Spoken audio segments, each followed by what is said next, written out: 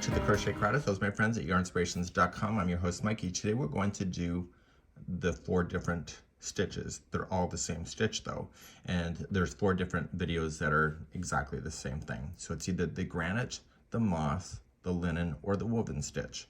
Now this one here is done with an odd chain, so it's multiples of 2 plus 1. This one is the easier one of the types of stitches to do because every row is exactly identical. The only time you may not want to use this is on clothing because the outside edging is not exactly identical to each other like it is on the other one when you use an even number chain. So let's begin this process, and this is really quite simple, and let's grab our crochet hook and play.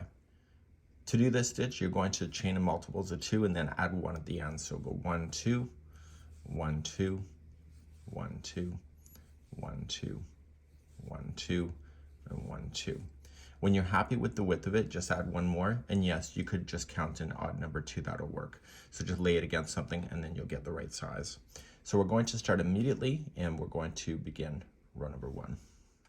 To do row number 1, you're going to go second chain from the hook, so 1 and 2, and I always like the back hump of the chain. If you prefer the regular, then do it, and you're going to single crochet. You're going to chain 1 and skip 1 and single into the next. If you watch the other video, you know that we're starting off exactly the same way. It's the end of the row that changes. So chain 1, skip 1, chain, single into the next, and you do this all the way across. So just grab your chain and just start playing. And it's the last 2 stitches that are going to change it from the other video that we had on this.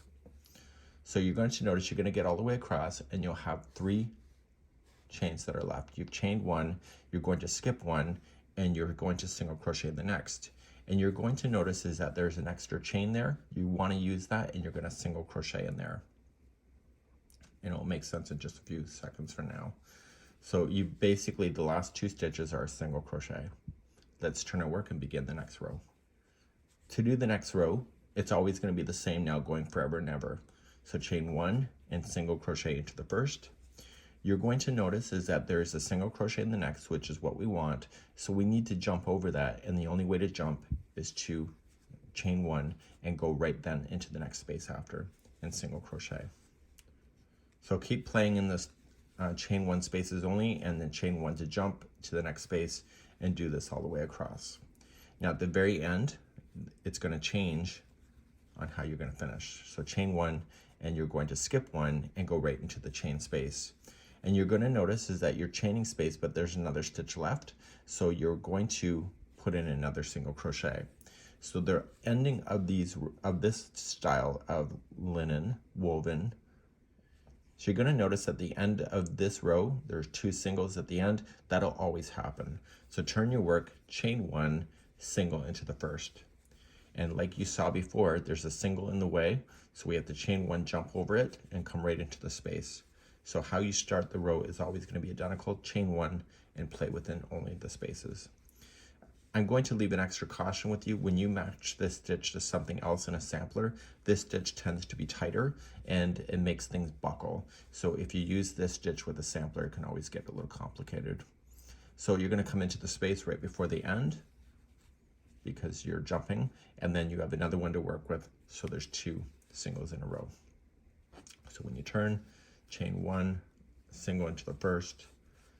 There's a single in the way, so we want to jump over it, so chain 1 before you do that, and then come into the space.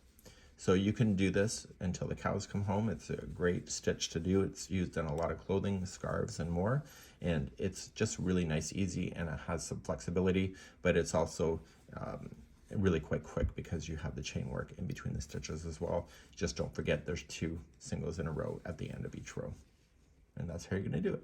So this here is a great little stitch to know.